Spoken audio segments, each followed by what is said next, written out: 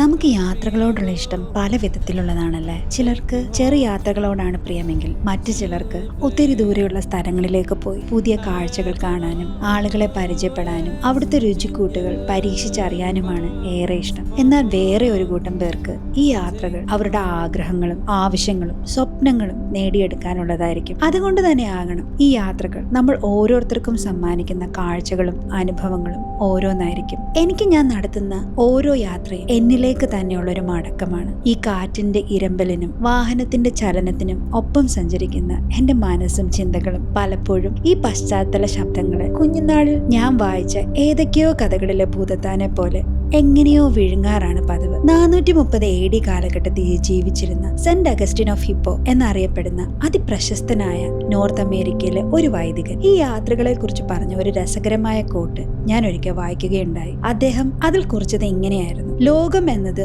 ഒരു പുസ്തകമാണെങ്കിൽ യാത്ര ചെയ്യാത്തവർ ഈ പുസ്തകത്തിലെ കേവലം ഒരു പേജ് മാത്രം വായിച്ചറിഞ്ഞവരെ പോലെയാണത്രേ. പക്ഷെ നമ്മളിൽ എത്ര പേർ ആ ഒരു പേജ് തന്നെ വ്യക്തതയോടെ വായിച്ചിട്ടുണ്ടാവും? നാട്ടിലായിരുന്നപ്പോ ഞാൻ എന്റെ ലൈഫിൽ നടത്തിയ ഏറ്റവും വലിയ യാത്ര എന്ന് പറയുന്നത് 2 മണിക്കൂർ അകലെയായിരുന്ന എന്റെ കോളേജിലേക്കായിരുന്നു. അന്നൊക്കെ എന്റെ ചിന്തകളിൽ നിറഞ്ഞിരുന്ന ലോകത്തിന് ഇത്രയും വ്യാപ്തിയോ ആഴമോ ഉണ്ടായിരുന്നില്ല. നിങ്ങൾ ശ്രദ്ധിച്ചിട്ടുണ്ടോ? ഈ യാത്രകളാണ് പലപ്പോഴും നമുക്ക് പുതിയ അറിവുകളും തിരിച്ചറിവുകളും സമ്മാനിക്കാറ്. ഇന്ന് ഞങ്ങളുടെ യാത്ര ഇവിടെ അടുത്ത് തന്നെയുള്ള മെറ്റക്വാക് ബീച്ചിലേക്കാണ്. ഇതൊരു ഫ്രഷ് വാട്ടർ ബീച്ചാണ്. ഏതോ ഒരു ചിത്രകാരന്റെ ക്യാൻവാസിലിരുന്ന് നമ്മളെ ഭ്രമിപ്പിക്കുന്ന ഒരു വശ്യ ചിത്രം പോലെ പച്ച പരവതാനി പുതച്ച് തലയെടുപ്പോടെ നിൽക്കുന്ന മലനിരകളും അതിനകമ്പടി സേവിക്കുന്ന കുഞ്ഞു കുന്നുകളും അവരെ വരവേൽക്കാനായി തയ്യാറെടുത്ത് നിൽക്കുന്ന ആകാശത്തിന്റെ നിറം പ്രതിഫലിപ്പിക്കുന്ന തെളിനീരും സുന്ദരമായ ഒരു നിശ്ചല കാവ്യം. അവളുടെ ആ നിശ്ചലതയിലേക്ക് ഞങ്ങളെയും വരവേറ്റു. ഇവിടേക്കുള്ള ഈ യാത്രയിൽ എന്റെ മനസ്സിലേക്ക് വന്നുകൊണ്ടിരുന്നത് എന്റെ കോളേജിൽ നിന്നും തിരികെ എന്റെ വീട്ടിലേക്കുള്ള മടക്കി യാത്രകളായിരുന്നു. ആ യാത്രകളിലാണ് ഞാൻ ഈ വൈകുന്നേരങ്ങളിലെ ആകാശത്തിന്റെ ഭംഗി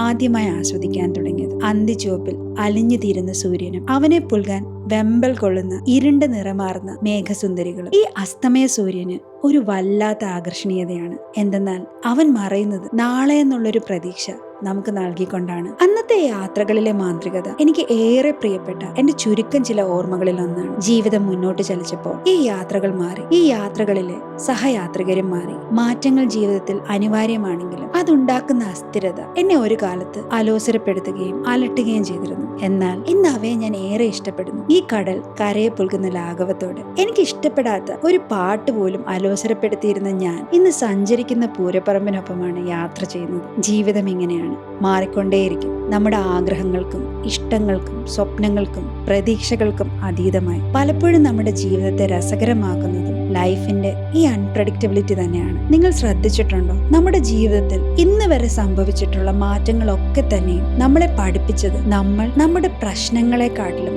ശക്തരാണ് എന്നാണ്. ജീവിതവും മാറ്റങ്ങൾക്കനുസൃതമായി മുന്നോട്ട് നീങ്ങിക്കൊണ്ടേയിരിക്കും. അങ്ങനെ അന്തിച്ചുവപ്പിൽ അലിഞ്ഞു തീരുന്ന സൂര്യന്റെ ആ വർണ്ണ വിസ്ഫോടനത്തിൽ മാറിയ ആകാശത്തിന്റെ സൗന്ദര്യം തന്നിലേക്ക് ആവാഹിച്ച് അവളും രാത്രി വിശ്രമത്തിനായി ഒരുങ്ങാൻ തുടങ്ങിയിരിക്കുന്നു. ജീവിതത്തിലെ മാറ്റങ്ങൾ നമ്മളെ ഭയപ്പെടുത്തിയേക്കാം, സങ്കടപ്പെടുത്തിയേക്കാം, ആശങ്കപ്പെടുത്തിയേക്കാം. ചുരുക്കം ചില സന്ദർഭങ്ങളിൽ നമ്മളെ സന്തോഷിപ്പിച്ചേക്കാം. അതിന് എന്തു തന്നെ ആയാലും അത് സ്വീകരിക്കാൻ മനസ്സിനെ സജ്ജമാക്കുക. കാരണം മാറ്റങ്ങളല്ല നമ്മുടെ ശത്രു, മറിച്ച് അതിനെതിരെയുള്ള നമ്മുടെ പ്രതിരോധങ്ങളാണ്. So here I am, choosing to flow like this water, free like this wind, weightless, grounded and open, welcoming the change and deciding to be like this flowing water.